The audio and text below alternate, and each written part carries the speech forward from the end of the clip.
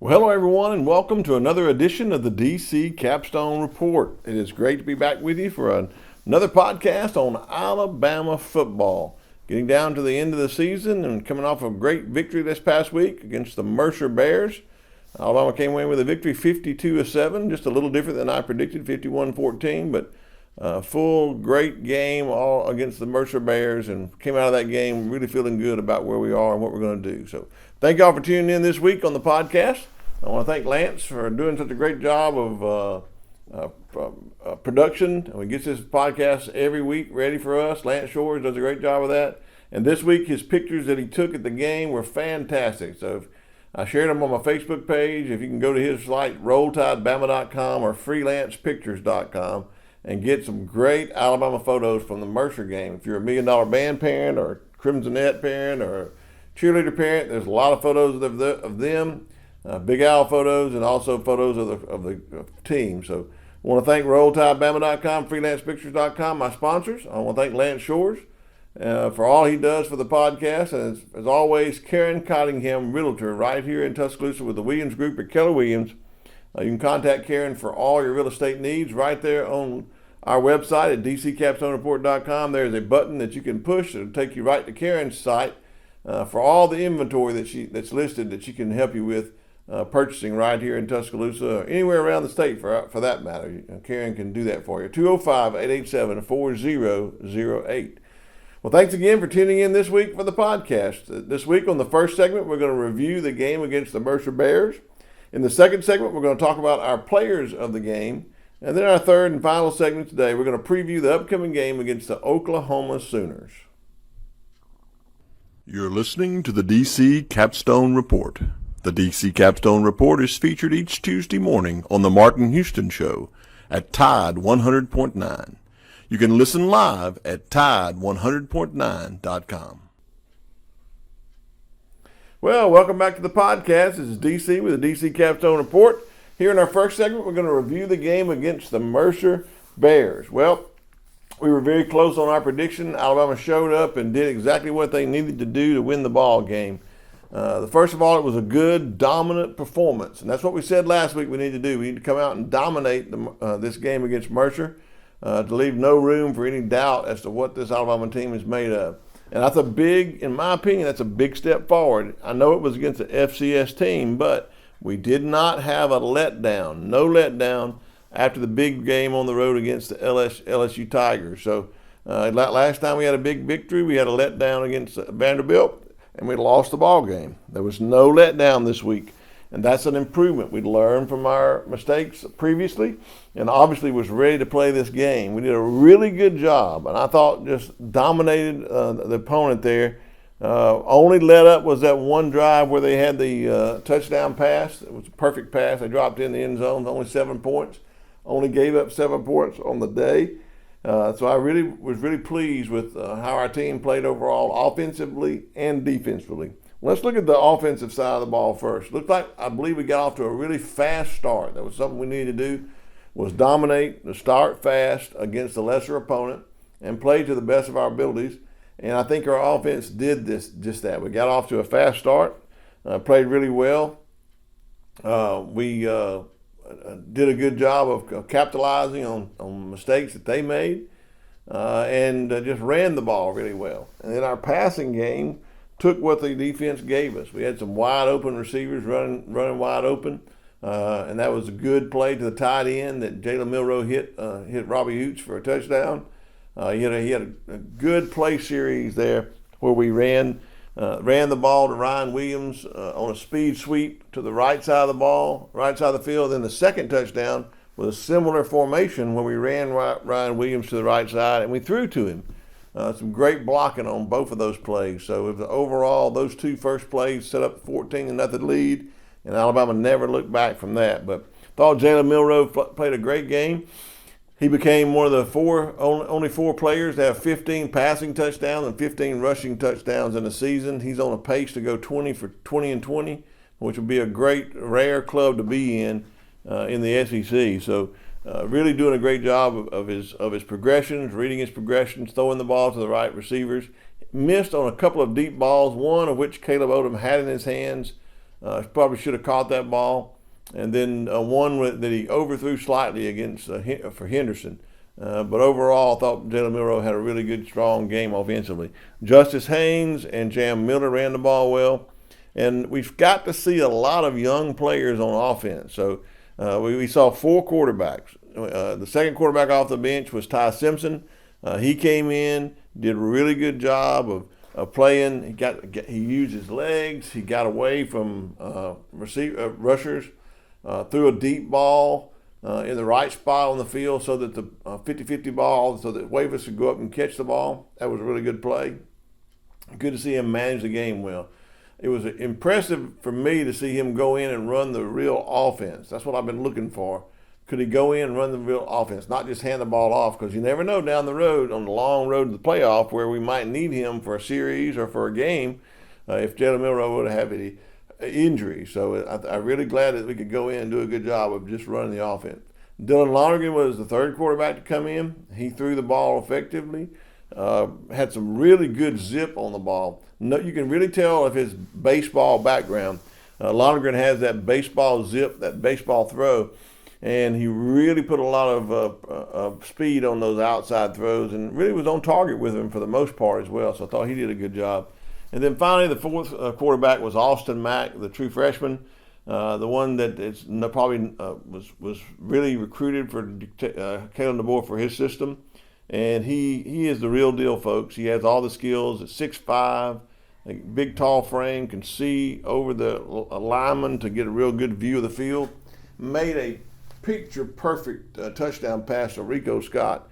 Couldn't have put it in any better position, right in a basket. That's like throwing it that far and hitting it in a 5-gallon bucket. And he did a really good job on that. So he's the real deal. I was really impressed with all 4 of our quarterbacks who got to play in the game.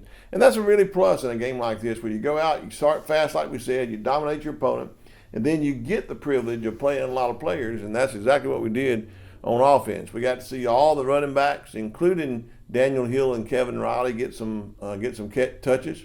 And you got to see Richard Young run the ball with some authority and scored a touchdown that he did. So overall, just really impressed with this offensive production of what we did in this game against Mercer. Did exactly what we needed to do to dominate our opponent.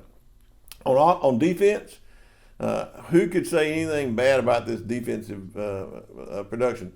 The only play that we gave up for a touchdown was a picture-perfect drop in a basket play from the Mercer quarterback. We had in-phase coverage on the play. We had pressure on the quarterback. It just happened that they beat us on that one play. Other than that, though, our defense played fantastic and had 3 takeaways, continuing our string of takeaways. I think we're 3rd in the country now on takeaways. And it was great to see the technique. On the first fumble, you can see Damani Jackson on a run blitz coming down the line, just like he'd practiced over and over before all year, and it just became like muscle memory. Later, when Kane Womack was talking about it, he was talking about it that his dad told him, hey, takeaways become muscle memory when you practice them over and over. And that's what you could see in Damani Jackson. It was sure that he was going to run down the line and try to get that ball out. He did, and then Damon Payne just jumps on the ball and secures the ball. And then you got another huge hit that happens on a run play, on a pass play where they really got loose in the secondary, and we have a huge hit, and then Xavier Brown comes up with the ball, runs it all the way back for a scoop and score. That was a big turning point in the game. And the third turnover had to be a spectacular interception by Quay Russaw. And if you look at the mechanics of that play, the defense, all 11 players did their job, including Deontay Lawson, who goes in phase with the quarterback. When the quarterback raises his hand, he raises his hand to mimic it, and it tips the ball. And then Quay Russaw reaches back on an athletic play and intercepts the ball. And that was a perfect scheming way of your defense running the right play. What happened in that play was, if you go back and watch the film, Mercer calls a play. We have a play in mind. They check out of their play. We then check. That's Deontay Lawson making the check to get into a different formation, get into a different pressure situation. The pressure got to him. Deontay Lawson tips the ball. Quay Russaw comes back with a great interception. Those plays on those turnovers are practice, those are repetition in practice, and they're executed well. So just really thought that overall our defensive team scheme was good. Kane Womack is getting better as a defensive play caller, and I think our team is getting better used to of the swarm defense on making turnovers, and we're going to need that as we go into the rest of this season. Well, welcome back to the DC Capstone Report. This is DC coming back on our second segment with our players of the game. I have two players of the game against Mercer. There was a bunch of players that got in and did a great job, and I'm sure that every walk-on, every fourth, fifth-string player that got to play was excited that they had the opportunity to do that, play in front of a home crowd and play in front of their parents. That was wonderful. But two really good players that stood out to me was on offense. Ryan Williams, can't say enough about the kid that we all know is how old? 17 years old. Every commentator, every talking head talks about how young he is, but at this point in time, he's this many weeks into the season, very seasoned, very good job of lining up in the right plays and making the right plays. So he did a great job on offense to get those first two TDs. Not sure how many TDs he could have had if he had been playing the rest of the game and hadn't been spreading the ball around, but just great job on the running play, great execution, great blocking. He did a good job on there, and then offensively in the pass play as well, taking it into the end zone for the TD. So on offense, my offensive player of the game is Ryan Williams. And on defense, could have picked Jihad Campbell again this week. He had that great a season, folks. As a matter of fact, I think Jihad Campbell has played himself into a first-round draft pick. He's done so well. But I went away from him this week only because of the injury with Q Robinson. I wanted to see how Russaw was going to step up, the young player, and he's really stepped up and did a great job. Had an interception in this game, had several tackles in the game, but overall, just for his play, when he played so much in this game, it's going to give him some great experience down the road. But just his overall defensive play of getting to the ball, getting in the right position, getting in the right play, whether it's press coverage or whether he's rushing the quarterback, or whether he's dropping back in the zone, he made the right decision on each one of the times that he had an opportunity to play. So really impressed with Quay Russaw. Really the upside for him is really up for the rest of the year.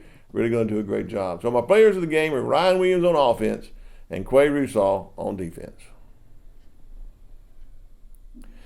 Well, welcome back to the DC Capstone Report here on our third and final segment where we preview the upcoming away game where we head on the road to Norman, Oklahoma to play the Oklahoma Sooners. First time that we've traveled to Norman, Oklahoma on the road, a night game. Folks, they're going to be ready for us. They have had a week off to prepare for us, and they're going to be ready, and they have, don't let their record fool you, folks. They have a really elite defensive team, and it is going to be. And this is a game where I believe that it's going to be imperative for Nick Sheridan, Kalen DeBoer, and the other offensive coaches to put their heads together on how to go up against this Brett Venables team defense. He is a great coach, great defensive mind, and his team plays that way. And the worst thing we can do is let them keep their defense keep them into the game. We need to make sure we can avoid that. So what do we need to do to win this game on the road? Well, number one is we need to start fast. The same scenario they had at LSU need to start in this game. We need to have a good, fast start to put points on the board to try to keep their crowd out. We need to manage the crowd well and limit our mistakes. Don't let the crowd cause us to make errors, jumping off sides, not being able to hear calls, and get behind the sticks, not be able to get off the field on third downs. Those are things that we've got to keep the crowd out. So the way to do that is start fast. And the way you start fast is our offensive line is going to have to play well against their defensive line. And they have a really good defensive line. Our offensive line matches up well against them, but we're going to have to execute and block well. We're going to have to keep the pocket clean for Jalen Milroe when he passes, and we got to make up some great running lanes for when he and the running backs are running the ball. So all of those things I just talked about will go hand in hand with us starting fast. If our offensive line plays well and we don't make mistakes, then we'll be able to start fast on offense. And if we do that, we're going to run the ball. Our offensive line is going to be able to run the ball. and allow if we allow them to step back to be able to set on the line of scrimmage with just 4 defensive linemen and drop back into coverage, if they can stop our run with that kind of setup, then it's going to be a long day for us. So we're going to have to take advantage of the sets that they're in. They got a great defense, but we got a good offense as well. So our offensive line blocks well. We can run the ball against those 4 down linemen, and they'll have to bring some other players up in the box. And when they do, we're going to take advantage of over-the-top passing plays. I believe this is a game where we have some explosive plays in the passing game. An opportunity for us to do that is on the board based on the film that I've been watching. Our wide receivers and skill players, tight ends and backs against their personnel, I think we have a chance to make a headway in the passing game.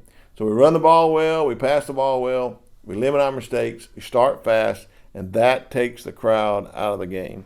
And if we do those things, we're going to be just fine in this game on the road. If we don't, it could be a close game and it could be a long day. As long as we exert our efforts and our passion on offense the way we did against LSU, I think we'll come out great in this game against Oklahoma. What do we do on defense? I think that is where we're going to make a difference in this game to help also take the crowd out of the game. Because I think this defense, the way it's playing, is primed to have a huge game on the road on national television at night in Norman, Oklahoma. And the crowd is going to be expecting their offense to play. But I think our defense matches up well against them. Our defensive linemen against their offensive line, I believe we're going to be able to give some pressure on the quarterback. We're going to put them in 3rd and long situations and make them pass the ball by stopping the run. And we're going to be able to put pressure on the quarterback with our 4 defensive linemen and be able to rush our offensive linemen to a point. Rush our speed rushers on the outside against their offensive linemen. They are actually, I think, one of the worst lines on pass protection in the nation. I think they come in almost dead last on protecting their quarterback. And this is where I believe our defense is going to have an opportunity to really take the crowd out of the game by making them turn the ball over. I believe we have at least 3 more takeaways in this game that sets us up for some great offensive production. And I believe our defense shows up and plays a great game on the road and allows to take the crowd out and gets the momentum building. I think Alabama has a great game in this game with takeaways and setting our offensive up with some short fields. So I think that's really going to make a difference as we go into Norman, Oklahoma and win this game on the road to make a statement to keep ourselves in the top 7, maybe even move up to the top 5. And if we win out, we have an opportunity to go to Atlanta and play for an SEC championship. All we can do is win every game before us, and it starts with Norman, Oklahoma on Saturday night. And I think when it's all said and done, we play a great game offensively. We play a consistent game on defense that takes the ball away and puts our offense in a great position to score. And we come away with a big victory. I got it going down as a big victory for Alabama. Alabama 41, Oklahoma 14. Well, that's all this week for the DC Capstone Report. Thank you for tuning in. Like us, share us, tell your friends about us. Thousands of people have been viewing our pages and our videos, and we really appreciate it and listening to our podcast. So if you'll continue to do that, let your friends know about us. We definitely appreciate your viewership and your feedback. So message us, text us, whatever you want to do. Let us know what you think about our podcast. I want to thank our sponsors, freelancepictures.com, rolltidebama.com, and Karen Cottingham Realtor right here in Tuscaloosa with the Williams Group at Keller Williams for all your real estate needs. Again, this is DC for Lance Shores in the studio there. Thank Lance for all he's doing. This is DC with the DC Capstone Report signing off this week with a big Roll Tide.